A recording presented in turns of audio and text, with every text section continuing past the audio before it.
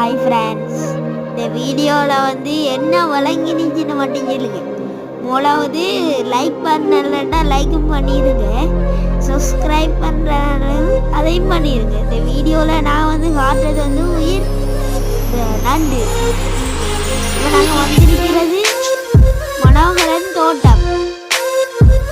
அதில் வந்து முன்னுக்கு போகிறாள் வந்து கார் ஓடி வந்தால் நாங்கள் ஏறின நினைச்சு மறந்து வெட்டி வைத்தாரு. நாங்கள் வந்து நடந்து நடந்து விட்டு போனோம். பாய்.